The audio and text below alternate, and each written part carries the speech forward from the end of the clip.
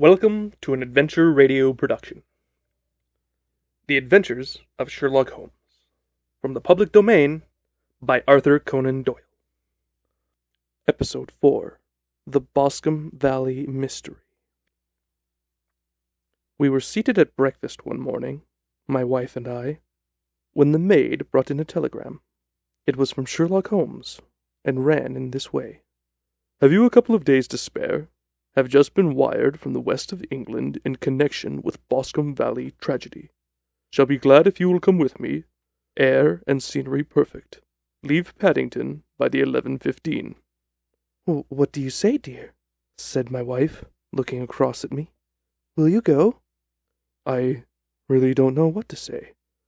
I have a fairly long list at present.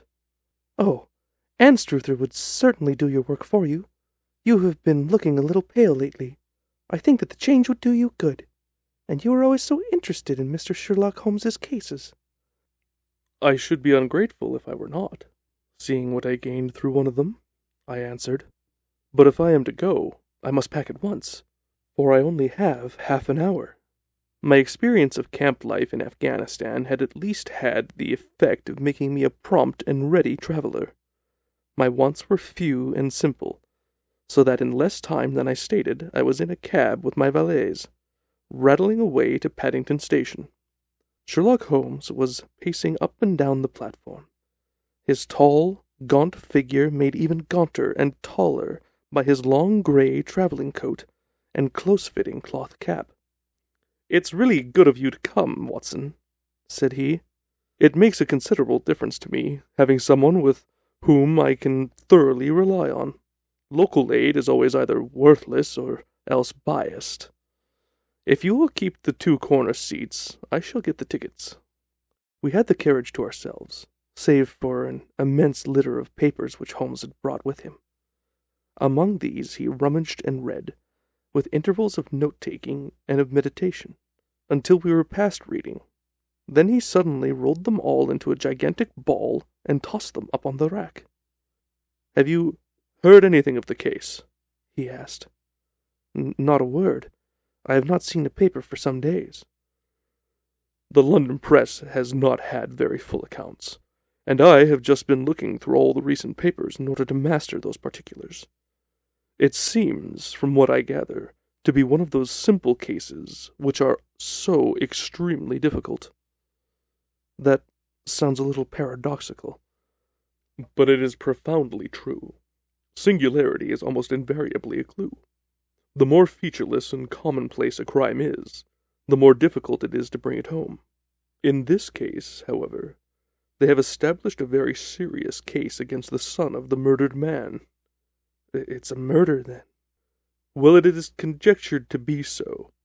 I shall take nothing for granted until I have the opportunity of looking personally into it. I will explain the state of things to you, as far as I have been able to understand it, in a very few words. Boscombe Valley is a county district not very far from Ross, in Hertfordshire. The largest landed proprietor in that part is a Mr. John Turner, who made his money in Australia and returned some years ago to the old country. One of the farms which he held, that of Hatherley, was let to Mr. Charles McCarthy, who was also an ex-Australian. The men had known each other in the colonies, so that it was not unnatural that when they came to settle down they should do so as near each other as possible. Turner was apparently the richer man, so McCarthy became his tenant, but still remained, it seems, upon terms of perfect equality, as they were frequently together.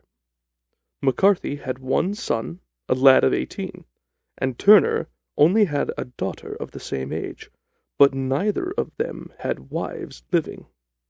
They appeared to have avoided the society of the neighbouring English families, and to have led retired lives. Though both the McCarthys were fond of sport, and were frequently seen at the race meetings of the neighbourhood. McCarthy kept 2 servants, a man and a girl. Turner had a considerable household, some half-dozen at the least. That is as much as I have been able to gather about the families. Now for the facts. On June 3rd, that is, on Monday last, McCarthy left his house at Hatherley at about 3 in the afternoon and walked down to the Boscome pool, which is a small lake formed by the spreading out of the stream which runs down the Boscome valley. He had been out with his serving man in the morning at Ross, and he had told the man that he must hurry, as he had an appointment of importance to keep at 3. From that appointment he never came back alive. From Hatherley farmhouse to the Boscome pool is a quarter of a mile, and 2 people saw him as he passed over this ground. One was an old woman, whose name is not mentioned, and the other was William Crowder, a gamekeeper in the employ of Mr. Turner. Both these witnesses depose that Mr. McCarthy was walking alone. The gamekeeper adds that within a few minutes of his seeing Mr. McCarthy pass, he had seen his son, Mr. James McCarthy, going the same way with a gun under his arm. To the best of his belief, the father was actually in sight in the time, and the son was following him. He thought no more of the matter until he heard in the evening of the tragedy that had occurred. The 2 McCarthys were seen after the time when William Crowder, the gamekeeper, lost sight of them. The Boscome pool is thickly wooded round, with just a fringe of grass and of reeds round the edge. A girl of 14, Patience Moran, who is the daughter of the lodge-keeper of the Boscome Valley estate, was in one of the woods picking flowers. She states that while she was there she saw, at the border of the wood and close by the lake, Mr. McCarthy and his son, and they appeared to be having a violent quarrel. She heard Mr. McCarthy, the elder, using very strong language to his son, and she saw the latter raise up his hand as if to strike his father. She was so frightened by their violence that she ran away and told her mother when she reached home that she had left the 2 McCarthys quarreling near Boscome Pool, and that she was afraid they were going to fight. She had hardly said the words when young Mr. McCarthy came running up the lodge to say that he had found his father dead in the wood, and to ask for the help of the lodge-keeper.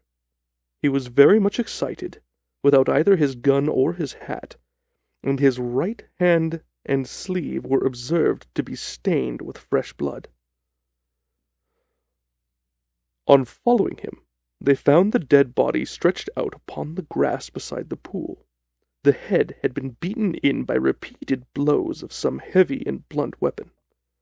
The injuries were such as might very well have been inflicted by the butt end of his son's gun, which was found lying on the grass within a few paces of the body. Under these circumstances the young man was instantly arrested, and a verdict of wilful murder having been returned at the inquest on Tuesday, he was on Wednesday brought before the magistrates at Ross, who have referred the case to the next assize. Those are the main facts of the case as they came out before the coroner and the police report. "I could hardly imagine a more damning case," I remarked. "If ever circumstantial evidence pointed to a criminal, it does so here." "Circumstantial evidence is a very tricky thing," answered Holmes thoughtfully. "It may seem to point very straight to one thing, but if you shift your own point of view a little, you may find it pointing in an equally uncompromising manner to something entirely different. It must be confessed, however, that the case looks exceedingly grave against the young man, and it is very possible that he is indeed the culprit. There are several people in the neighborhood, however, and among them Miss Turner, the daughter of the neighboring landowner, who believe in his innocence, and who have retained Lestrade, whom you may recollect in connection with the study in scarlet, to work out the case in his interest. Lestrade, being rather puzzled, has referred the case to me, and hence it is that 2 middle-aged gentlemen are flying westward at 50 miles an hour instead of quietly digesting their breakfasts at home." "I am afraid," said I, "that the facts are so obvious that you will find little credit to be gained out of this case." "There is nothing more deceptive than an obvious fact," he answered, laughing. Besides, we may chance to hit upon some other obvious facts which may have by no means been obvious to Mr. Lestrade. You know me too well to think that I am boasting when I say that I shall either confirm or destroy his theory by means which he is quite incapable of employing, or even understanding. To take the first example to hand, I very clearly perceive that in your bedroom the window is upon the right-hand side, and yet I question whether Mr. Lestrade would have noted even so self-evident a thing as that. How on earth? My dear fellow, I know you very well. I know the military neatness which characterizes you. You shave every morning, and in this season you shave by the sunlight. But since your shaving is less and less complete as we get farther back on the left side, until it becomes positively slovenly as we get round the angle of the jaw, it is surely very clear that this side is less illuminated than the other. I could not imagine a man of your habits looking at himself in an equal light and being satisfied with such a result. I only quote this as a trivial example of observation and inference. Therein lies my métier, and it is just possible that it may be of some service in the investigation which lies before us.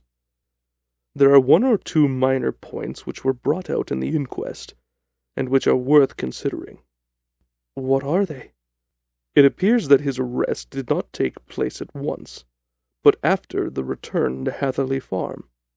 On the inspector of constabulary informing him that he was a prisoner, he remarked that he was not surprised to hear it, and that it was no more than his deserts.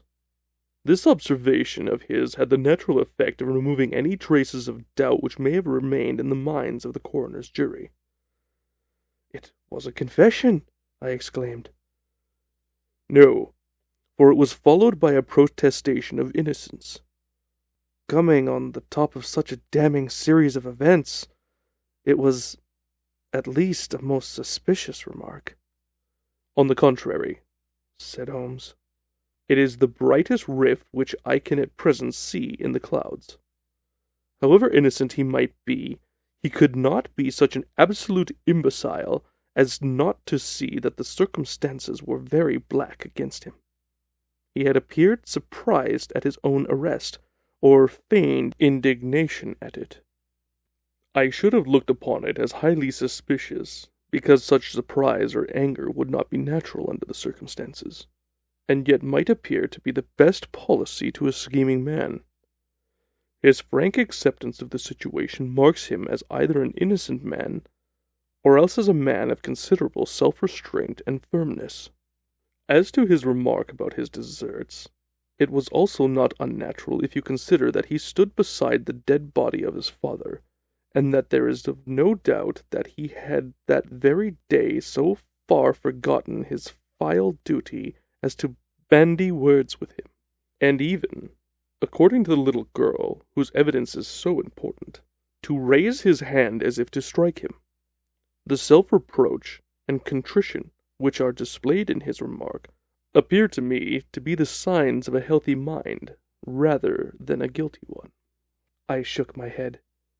"Many men have been hanged on far slighter evidence," I remarked. "So they have, and many men have been wrongfully hanged." "What is the young man's own account of the matter?" "It is, I am afraid, not very encouraging to his supporters. Though there are one or two points in it which are suggestive, you will find it here, and may read it for yourself." He picked out from his bundle a copy of the local Hertfordshire paper, and having turned down the sheet, he pointed out the paragraph in which the unfortunate young man had given his own statement of what had occurred. I settled down myself in the corner of the carriage and read it very carefully. It ran in this way: Mr. James McCarthy, the only son of the deceased, was then called and gave evidence as follows. I had been away from the home for 3 days at Bristol, and had only just returned upon the morning of the last Monday, the 3rd. My father was absent from home at the time of my arrival, and I was informed by the maid that he had driven over to Ross with John Cobb, the groom. Shortly after my return, I heard the wheels of his trap in the yard, and, looking out of my window, I saw him get out and walk rapidly out of the yard, though I was not aware in which direction he was going. I then took my gun and strolled out in the direction of the Boscome pool, with the intention of visiting the rabbit warden, which is upon the other side. On my way, I saw William Crowder, the gamekeeper, as he had stated in his evidence, but he is mistaken in thinking that I was following my father. I had no idea that he was in front of me. When about 100 yards from the pool, I heard a cry of "Cooee!" which was a usual signal between my father and myself. I then hurried forward and found him standing by the pool. He appeared to be much surprised at seeing me, and asked me rather roughly what I was doing there. A conversation ensued, which led to high words and almost to blows, for my father was a man of a very violent temper. Seeing that his passion was becoming ungovernable, I left him and returned towards Hatherley Farm. I had not gone more than 150 yards, however, when I heard a hideous outcry behind me, which caused me to run back again. I found my father expiring upon the ground, with his head terribly injured. I dropped my gun and held him in my arms, but he almost instantly expired. I knelt beside him for some minutes, and then made my way to Mr. Turner's lodge-keeper, his house being the nearest, to ask for assistance. I saw no one near my father when I returned, and I have no idea how he came by his injuries.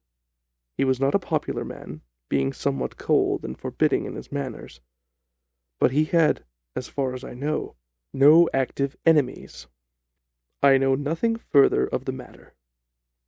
The Coroner: Did your father make any statement to you before he died?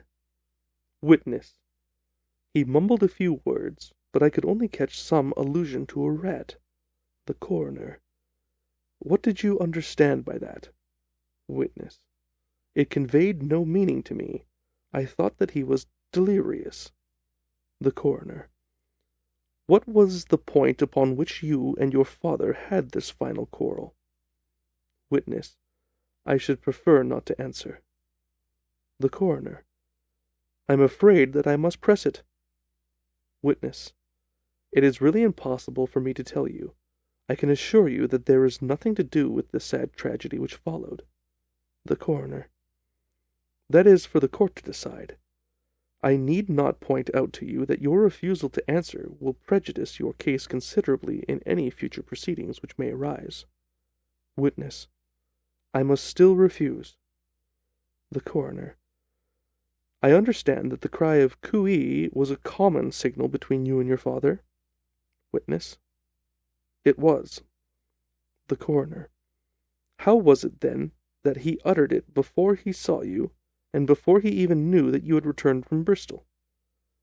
Witness, with considerable confusion: I do not know. A juryman: Did you see nothing which aroused your suspicions when you returned on hearing the cry and found your father fatally injured? Witness: Nothing definite. The Coroner: What do you mean?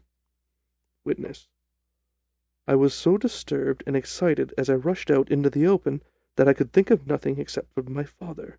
Yet I have a vague impression that as I ran forward something lay upon the ground to the left of me. It seemed to be something grey in color, a coat of some sort, or a plaid perhaps. When I rose from my father, I looked round for it, but it was gone. Coroner: Do you mean that it disappeared before you went for help? Witness: Yes, it was gone. Coroner: You cannot say what it was? Witness: No, I had a feeling something was there. Coroner: How far from the body? Witness: A dozen or so yards. Coroner: And how far from the edge of the wood? Witness: About the same. Coroner: Then if it was removed, it was while you were within a dozen yards of it. Witness: Yes, but with my back towards it. Coroner: This concludes the examination of the witness. I see, said I, as I glanced down the column, that the coroner, in his concluding remarks, was rather severe upon young Mr. McCarthy. He calls attention, and with reason, to the discrepancy about his father having signaled to him before seeing him, also to his refusal to give details of his own conversation with his father, and his singular account of his father's dying words. They are all, as he remarks, very much against the son. Holmes laughed softly to himself, and stretched himself out upon the cushioned seat. "Both you and the coroner have been at some pains," said he, "to single out the very strongest points in the young man's favor. Don't you see that you alternately give him credit for having too much imagination and too little? Too little if he could not invent a cause of quarrel which would give him the sympathy of the jury. Too much if he evolved from his own inner consciousness anything so outré as a dying reference to a rat, and the incident of the vanishing cloth. No, sir, I shall approach this case from the point of view that what this young man says is true, and we shall see whether that hypothesis will lead us. And now, here is my pocket Petrarch. And not another word shall I say of this case until we are on the scene of action. We lunch at Swindon, and I see that we shall be there in 20 minutes. It was nearly 4 o'clock when we at last, after passing through the beautiful Stroud Valley and over the broad, gleaming Svern, found ourselves at the pretty little country town of Ross. A lean, ferret-like man, furtive and sly-looking, was waiting for us upon the platform. In spite of the light brown dust coat and leather leggings which he wore in deference to his rustic surroundings, I had no difficulty in recognizing Lestrade of Scotland Yard. With him we drove to the Hereford Arms, where a room had already been engaged for us. "I have ordered a carriage," said Lestrade, as we sat over a cup of tea. "I knew your energetic nature, and that you'd not be happy until you'd been on the scene of the crime." "It was very nice and complimentary of you," Holmes answered. "It is entirely a question of barometric pressure." Lestrade looked startled. "I do not quite follow," he said. "How is the glass?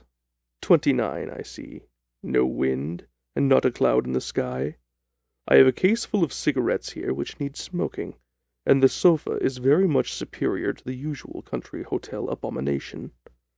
I do not think that it is probable that I shall use the carriage tonight." Lestrade laughed indulgently. "You have, no doubt, already formed your conclusions from the newspapers," he said. "The case is as plain as a pikestaff, and the more one goes into it, the plainer it becomes. Still, of course, one can't refuse a lady, and such a positive one, too. She has heard of you, and will have your opinion, though I have repeatedly told her that there is nothing which you could do which I had already not done. Why, bless my soul, here's a carriage at the door." He had hardly spoken before there rushed into the room one of the most lovely young women I have ever seen in my life. Her violet eyes shining, her lips parted, a pink flush upon her cheeks, all thought of her natural reserve lost in her overpowering excitement and concern. "Oh, Mr. Sherlock Holmes!" she cried, glancing from one of us to the other, and finally, with a woman's quick intuition, fastening upon my companion. "I'm so glad that you have come. I have driven down to tell you so. I know that James didn't do it. I know it, and I want you to start upon your work knowing it too. Never let yourself doubt upon that point. We have known each other since we were little children, and I know his faults as no one else does. But he is too tender-hearted to hurt a fly. Such a charge is absurd to anyone who really knows him." "I hope we may clear him, Miss Turner," said Sherlock Holmes. "You may rely upon my doing all that I can." "But have you read the evidence? You have formed some conclusion? Do you not see some loophole, some flaw? Do you not yourself think that he is innocent?" I think that it is very probable. "There now!" she cried, throwing back her head and looking defiantly at Lestrade. "You hear? He gives me hopes." Lestrade shrugged his shoulders. "I am afraid that my colleague has been a little quick in forming his conclusions," he said. "But he is right. Oh, I know that he is right. James never did it. And about his quarrel with his father, I am sure the reason why he would not speak about it to the coroner was because I was concerned." "In what way?" asked Holmes. "It's no time for me to hide anything. James and his father had many disagreements about me. Mr. McCarthy was very anxious that there should be a marriage between us. James and I have always loved each other as brother and sister, but of course he is young and has seen very little of life yet, and, well, he naturally did not wish to do anything like that yet. So there were quarrels, and this, I am sure, was one of them." "And your father," asked Holmes, "was he in favor of such a union?" "No, he was adverse to it also. No one but Mr. McCarthy was in favor of it." A quick blush passed over her fresh young face as Holmes shot one of his keen, questioning glances at her. "Thank you for your information," said he. "May I see your father if I call tomorrow?" "I am afraid the doctor won't allow it." "The doctor?" "Yes. Have you not heard? Poor father has never been strong for years back, but this has broken him down completely. He is taken to his bed, and Dr. Willows says that he is a wreck and that his nervous system is shattered. Mr. McCarthy was the only man alive who had known Dad in the old days of Victoria." "Ha ha! In Victoria. That is important." "Yes, at the mines." "Quite so. At the gold mines, where, as I understand, Mr. Turner made his money?" "Yes, considerably." "Thank you, Miss Turner. You have been of material assistance to me." "You will tell me if you have any news tomorrow? No doubt you will go to the prison to see James. Oh, if you do, Mr. Holmes, do tell him that I know him to be innocent." "I will, Miss Turner." "I must go home now, for Dad is very ill, and he misses me so if I leave him. Good-bye, and God help you in your undertaking." She hurried from the room as impulsively as she had entered, and we heard the wheels of her carriage rattle off down the street. "I am ashamed of you, Holmes," said Lestrade, with dignity after a few minutes of silence. "Why should you raise up hopes which you are bound to disappoint? I am not over-tender of heart, but I call it cruel." "I think that I see my way to clearing James McCarthy," said Holmes. "Have you an order to see him in prison?" "Yes, but only for you and me." "Then I shall reconsider my resolution about going out. We still have time to take a train to Hereford and see him tonight?" "Ample." "Then let us do so. Watson, I fear that you will find it very slow, but I shall only be away a couple of hours." I walked down to the station with them, and then wandered through the streets of the little town, finally returning to the hotel, where I lay upon the sofa and tried to interest myself in a yellow-backed novel. The punny plot of the story was so thin, however, when compared to the deep mystery through which we were groping, and I found my attention wander so continually from the action to the fact, that I at last flung it across the room, and gave myself up entirely to a consideration of the day's events. Supposing that this unhappy young man's story were absolutely true, then what hellish thing, what absolutely unforeseen and extraordinary calamity could have occurred between the time when he parted from his father and the moment when, drawn back by his screams, he rushed into the glade? It was something terrible and deadly. What could it be? Might not the nature of the injuries reveal something to my medical instincts? I rang the bell and called for the weekly county paper, which contained a verbatim account of the inquest. In the surgeon's deposition it was stated that the posterior third of the left parietal bone and the left half of the occipital bone had been shattered by a heavy blow from a blunt weapon. I marked the spot upon my own head. Clearly such a blow must have been struck from behind. That was to some extent in favor of the accused, as when seen quarreling he was face to face with his father. Still, it did not go for very much, for the older man might have turned his back before the blow fell. Still, it might be worth while to call Holmes's attention to it. Then there was the peculiar dying reference to a rat. What could that mean? It could not be delirium. A man dying from a sudden blow does not commonly become delirious.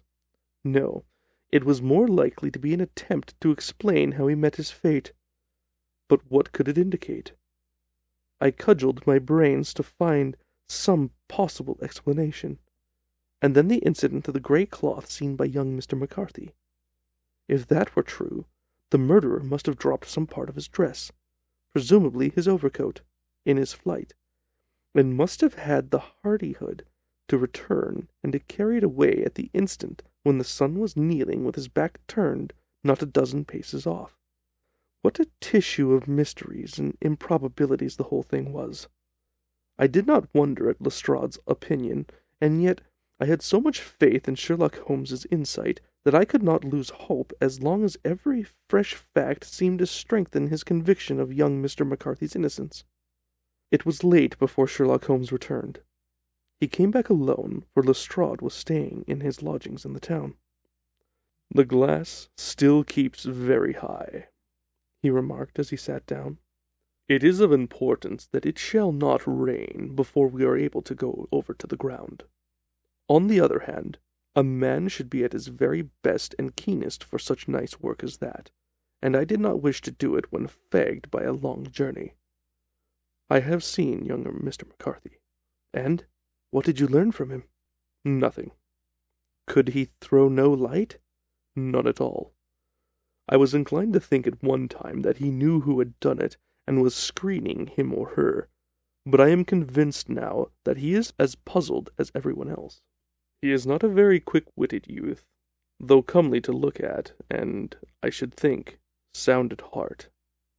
"I cannot admire his taste," I remarked, "if it is indeed a fact that he was adverse to marriage with so charming a young lady as this Miss Turner." "Ah, thereby hangs a rather painful tale. This fellow is madly, insanely in love with her, but some 2 years ago, when he was only a lad, and before he really knew her, for she had been away 5 years at a boarding school, what does the idiot do but get into the clutches of a barmaid in Bristol, and marry her at a registry office? No one knows a word of the matter, but you can imagine how maddening it must be to him to be upbraided for not doing what he would give his very eyes to do, but what he knows to be absolutely impossible.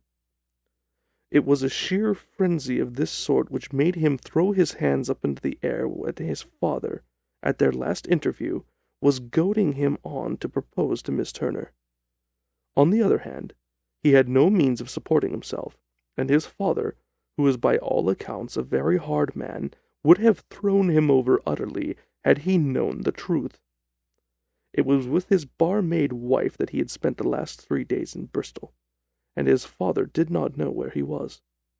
Mark that point, it is of importance. Good has come out of evil.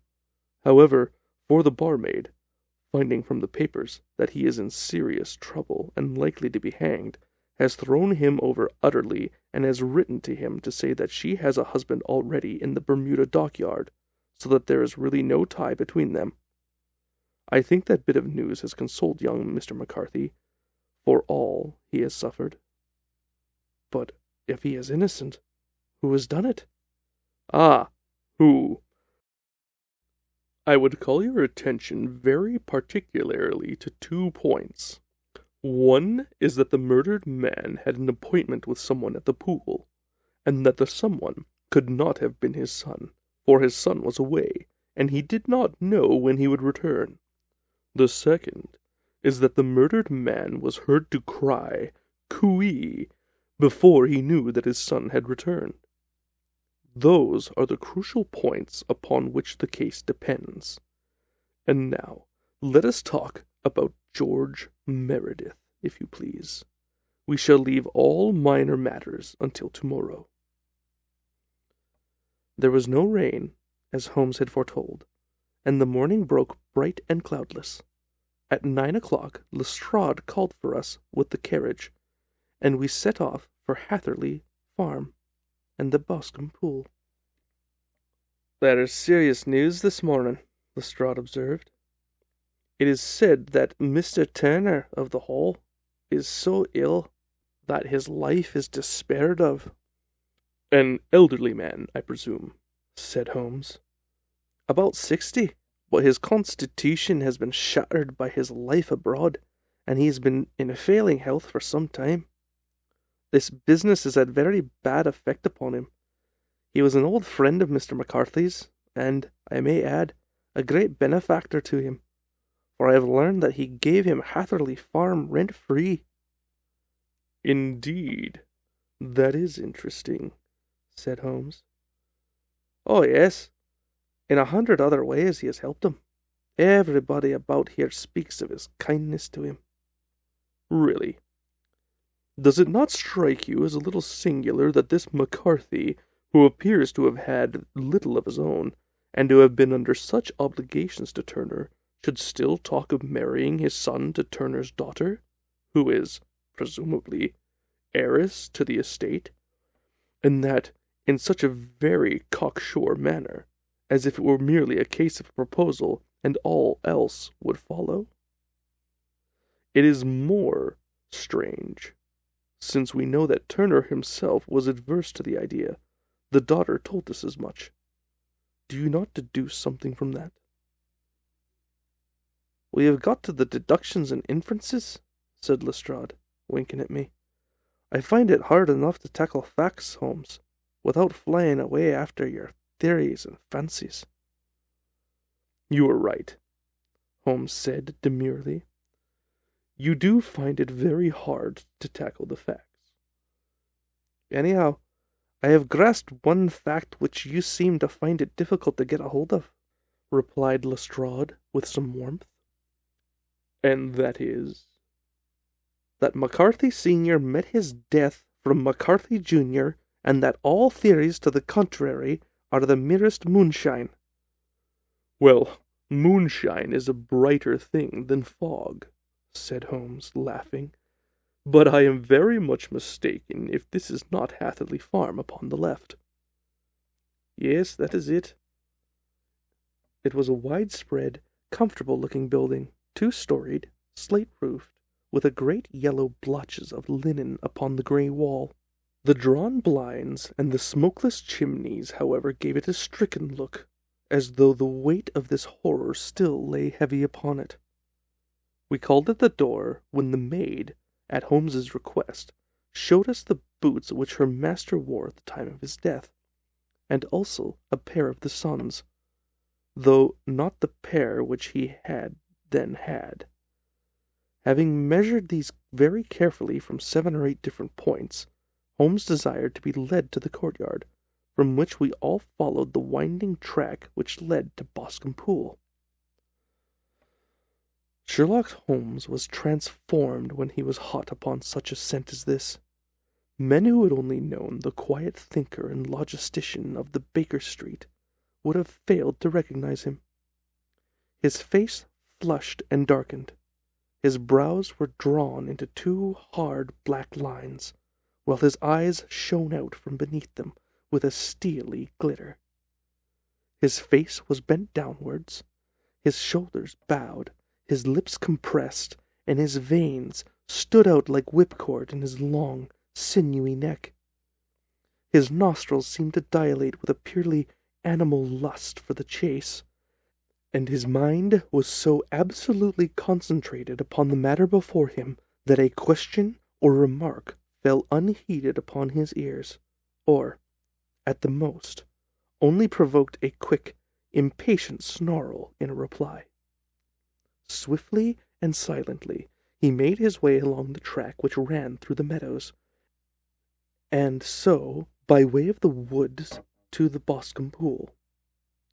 It was damp, marshy ground, as is all that district, and there were marks of many feet, both upon the path and amid the short grass which bound it on either side. Sometimes Holmes would hurry on, sometimes stop dead, and once he made quite a little detour into the meadow. Lestrade and I walked behind him, the detective indifferent and contemptuous, while I watched my friend with the interest which sprang from the conviction that every one of his actions was directed towards a definite end.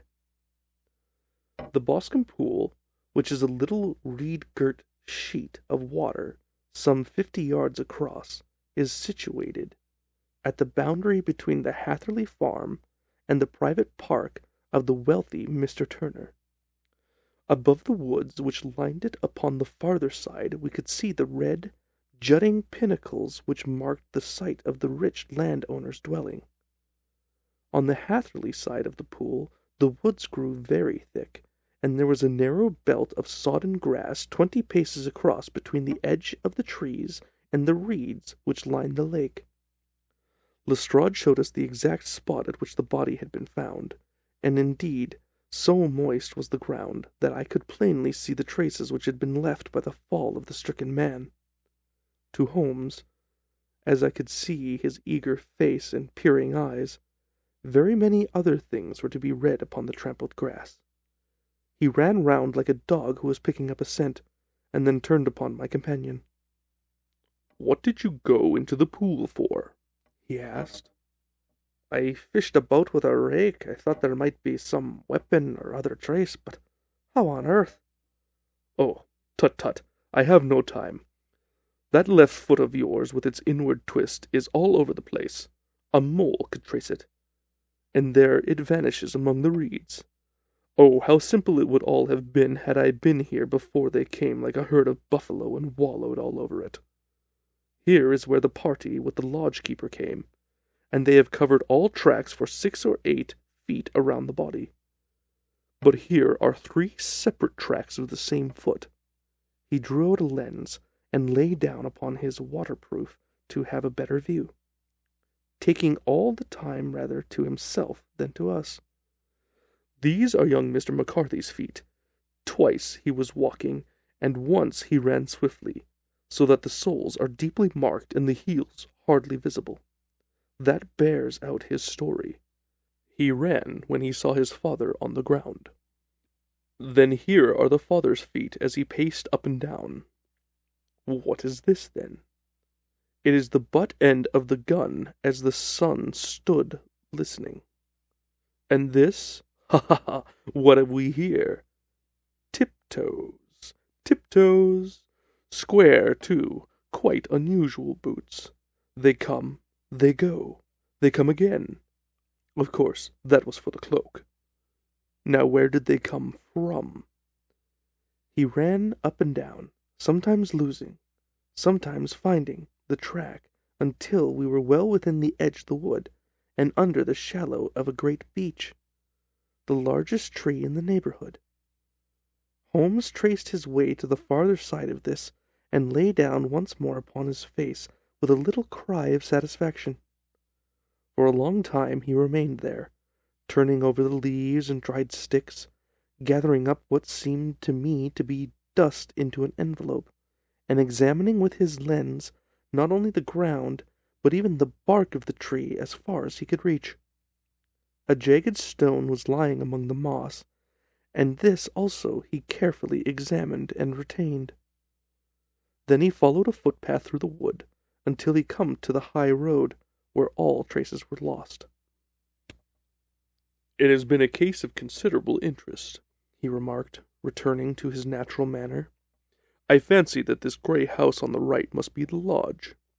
I think that I will go in and have a word with Moran, and perhaps write a little note. Having done that, we may drive back to our luncheon. You may walk to the cab, and I shall be with you presently." It was about 10 minutes before we regained our cab and drove back into Ross, Holmes still carrying with him the stone which he had picked up in the woods. This may interest you, Lestrade, he remarked, holding it out. The murder was done with it. I see no marks. There are none. How do you know, then? The grass was growing under it. It had only lain there a few days. There was no sign of a place whence it had been taken. It corresponds with the injuries. There is no sign of any other weapon. And the murderer is a tall man, left-handed, limps with the right leg, wears thick-soled shooting boots and a grey cloak, smokes Indian cigars, uses a cigar holder, and carries a blunt penknife in his pocket. There are several other indications, but these may be enough to aid us in our search. Lestrade laughed. I am afraid that I am still a skeptic, he said. Theories are all very well, but we have to deal with the hard-headed British jury. Nous verrons, answered Holmes calmly. You work on your own method, and I shall work mine. I shall be busy this afternoon, and shall probably return to London by the evening train. And leave your case unfinished? No, finished. But the mystery? It is solved. Who was the criminal, then? The gentleman I describe. But who is he? Surely it would not be difficult to find out. This is not such a populous neighborhood. Lestrade shrugged his shoulders. I am a practical man, he said, and I really cannot undertake to go about the country looking for a left-handed gentleman with a game leg. I should become the laughing-stock of Scotland Yard. All right, said Holmes quietly. I have given you the chance. Here are your lodgings. Goodbye. I shall drop you a line before I leave. Having left Lestrade at his rooms, we drove to our hotel, where we found lunch upon the table. Holmes was silent and buried in thought, with a pained expression upon his face, as one who finds himself in a perplexing situation. "Look here, Watson," he said when the cloth was cleared. "Just sit down in this chair, and let me preach to you for a little. I don't know quite what to do, and I should value your advice. Light a cigar, and let me expound." "Pray do so." "Well, now, in considering this case, there are 2 points about young McCarthy's narrative which struck us both instantly, although they impressed me in his favor and you against him. One was the fact that his father should, according to his account, cry cooee before seeing him. The other was his singular dying reference to a rat. He mumbled several words, you understand, but that was all that caught the son's ear. Now from this double point our research must commence, and we will begin it by presuming that what the lad says is absolutely true." "What of this cooee, then?" "Well, obviously, it could not have been meant for the son. The son, as far as he knew, was in Bristol. It was mere chance that he was within earshot. The cooee was meant to attract the attention of whoever it was he had an appointment with. But cooee is a distinctly Australian cry, and one which has been used between Australians. There is a strong presumption that the person whom McCarthy expected to meet him at the Boscome pool was someone who had been in Australia." "What of the rat, then?" Sherlock Holmes took a folded paper from his pocket and flattened it out on the table. "This is a map of the colony of Victoria," he said. "I wired to Bristol for it last night." He put his hand over part of the map. "What do you read?" "A rat," I read. "And now?" He raised his hand. "Ballarat." "Quite so. That was the word the man uttered, and of which his son only caught the last 2 syllables. He was trying to utter the name of his murderer. So-and-so of Ballarat." "It is wonderful," I exclaimed. "It is obvious. And now, you see, I had narrowed the field down considerably. The possession of a grey garment was a 3rd point which, granting the son's statement to be correct, was a certainty. We have come now out of mere vagueness to the definite conception of an Australian from Ballarat with a grey cloak. Certainly. And one who was at home in the district, for the pool can only be approached by the farm or by the estate, where strangers could hardly wander. Quite so. Then comes our expedition of today. By an examination of the ground, I gained the trifling details which I gave to that imbecile Lestrade, and to the personality of the criminal. But how did you gain them? You know my method. It is founded upon the observation of trifles. His height I know that you might roughly judge from the length of his stride. His boots, too, might be told from their traces. Yes, they were peculiar boots. But his lameness? The impression of his right foot was always less distinct than his left. He put less weight upon it. Why? Because he limped. He was lame. But his left-handedness? You were yourself struck by the nature of the injury as recorded by the surgeon at the inquest. The blow was struck from immediately behind, and yet was upon the left side. Now how can that be unless it were by a left-handed man? He had stood behind the tree during the interview between the father and son. He had even smoked there. I found the ash of a cigar, which my special knowledge of tobacco ashes enables me to pronounce as an Indian cigar. I have, as you know, devoted some attention to this, and written a little monograph on the ashes of 140 different varieties of pipe, cigar, and cigarette tobacco. Having found the ash, I then looked round and discovered the stump among the moss where he had tossed it. It was an Indian cigar, of the variety which are rolled in Rotterdam. And the cigar holder? I could see that the end had not been in his mouth. Therefore he used a holder. The tip had been cut off, not bitten off, but the cut was not a clean one, so I deduced a blunt penknife. "Holmes," I said, "you have drawn a net round this man from which he cannot escape, and you have saved an innocent human life as truly as if you had cut the cord which was hanging him. I see the directions in which all this points. The culprit is—" "Mr. John Turner?" cried the hotel waiter, opening the door of our sitting-room and ushering in a visitor. The man who entered was a strange and impressive figure.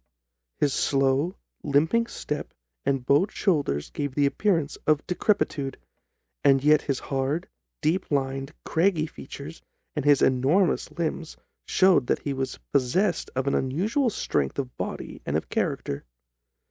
His tangled beard, grizzled hair, and outstanding, drooping eyebrows combined to give an air of dignity and power to his appearance. But his face was of an ashen white, while his lips and the corners of his nostrils were tinged with a shade of blue. It was clear to me at a glance that he was in the grip of some deadly and chronic disease. "Pray, sit down on the sofa," said Holmes gently. "You had my note?" "Yes, the lodge-keeper brought it up. You said that you wished to see me here to avoid scandal." "I thought people would talk if I went to the hall." "And why did you wish to see me?" He looked across at my companion with despair in his weary eyes, as though his question was already answered. "Yes," said Holmes, answering the look rather than the words. "It is so. I know all about McCarthy." The old man sank his face in his hands. "God help me," he cried. "But I would not have let the young man come to harm. I give you my word that I would have spoken out if it went against him at the Assize." "I am very glad to hear you say so," said Holmes gravely. "I would have spoken now, but had it not been for my dear girl, it would break her heart.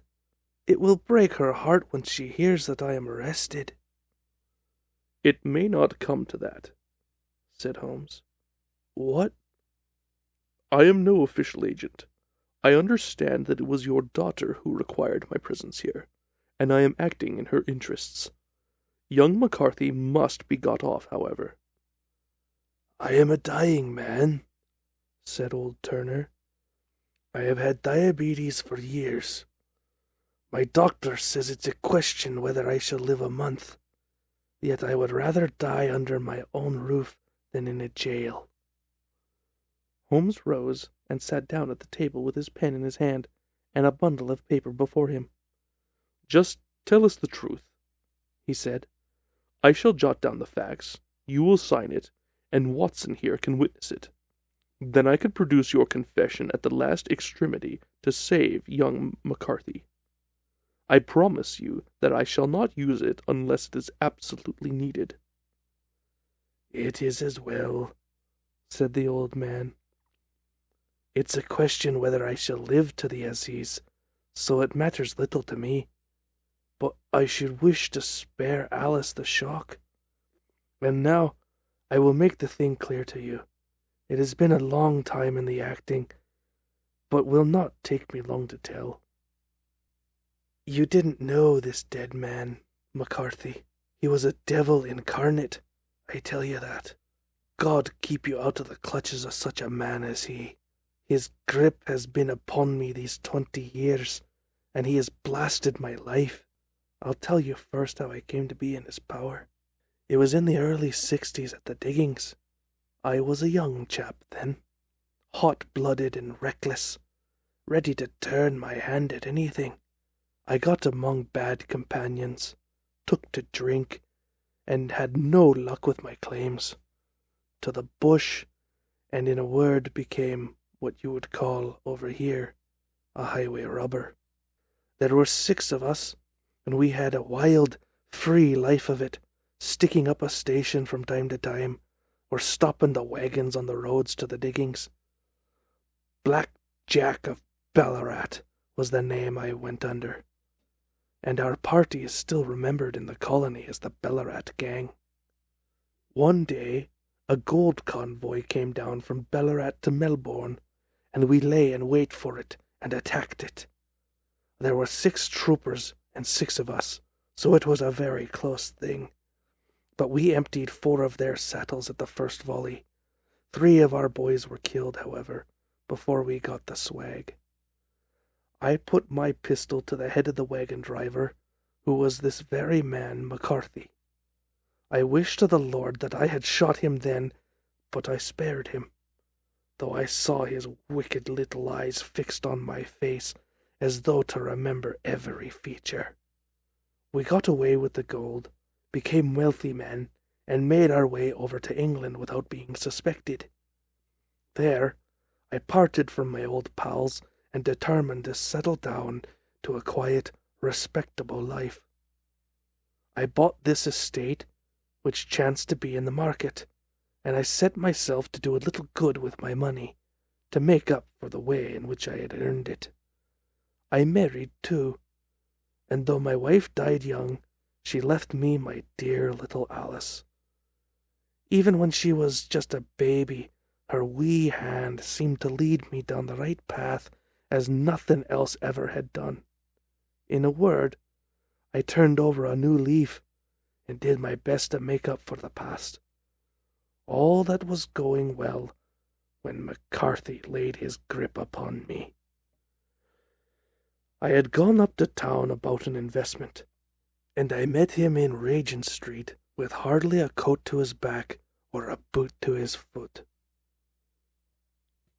"Here we are, Jack," says he, touching me on the arm. "We'll be as good as family, you know.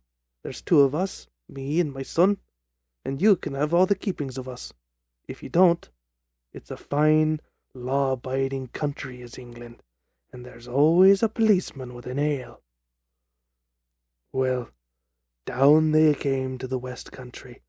There was no shaking them off, and there they have lived rent-free on my best land ever since. There was no rest for me, no peace, no forgetfulness. Turn where I would, there was his cunning, grinning face at my elbow. It grew worse as Alice grew up, for he saw I was more afraid of her knowing my past than of the police. Whatever he wanted, he must have, and whatever it was, I gave him without question. Land, money, houses, until at last he asked a thing which I could not give. He asked for Alice. His son, you see, had grown up, and so had my girl, and as I was known to be in weak health, it seemed a fine stroke to him that his lad should step into the whole property. But there I was firm. I would not have his cursed stock mixed with mine. Not that I had any dislike to the lad, but his blood was in him, and that was enough. I stood firm. McCarthy threatened. I braved him to do his worst. We were to meet at the pool midway between our houses to talk it over. When I went down there, I found him talking with his son, so I smoked a cigar and waited behind a tree until he should be alone. But as I listened to his talk, all that was black and bitter in me seemed to come uppermost. He was urging his son to marry my daughter with as little regard for what she might think as if it were a slut from off the streets. It drove me mad to think that I and all that I held most dear should be in power of a man such as this. Could I not snap the bond?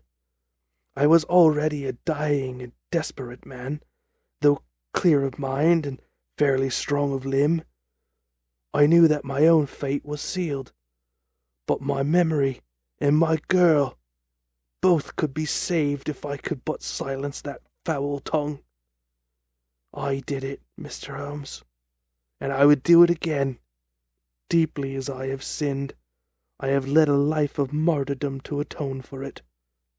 But that my girl should be entangled in the same meshes which held me was more than I could suffer. I struck him down with no more compunction than if he had been some foul and venomous beast. His cry brought back his son, but I had gained the cover of the wood, though I was forced to go back to fetch the cloak which I had dropped in my flight. That is the true story, gentlemen, of all that occurred. "Well, it is not for me to judge you," said Holmes, as the old man signed a statement which had been drawn out. "I pray that we may never be exposed to such a temptation." I pray not, sir. And what do you intend to do? In view of your health, nothing. You are yourself aware that you will soon have to answer for your deed at a higher court than the Assize. I will keep your confession, and if McCarthy is condemned, I shall be forced to use it. If not, it shall never be seen by mortal eye, and your secret, whether you be alive or dead, shall be safe with us. Farewell, then, said the old man, solemnly. Your own deathbeds, when they come, will be the easier for the thought of the peace which you have given to mine. Tottering and shaking in all his giant frame, he stumbled slowly from the room. "God help us," said Holmes, after a long silence. "Why does fate play such tricks with poor, helpless worms? I never hear of such a case as this that I do not think of Baxter's words and say, 'There, but for the grace of God, goes Sherlock Holmes.'" James McCarthy was acquitted at the Assize on the strength of a number of objections which had been drawn out by Holmes and submitted to the defending counsel. Old Turner lived for 7 months after our interview, but he is now dead, and there is every prospect that the son and daughter may come to live happily together in ignorance of the black cloud which rests upon their past. This has been an Adventure Radio production. Tune in next week to continue the adventures of Sherlock Holmes.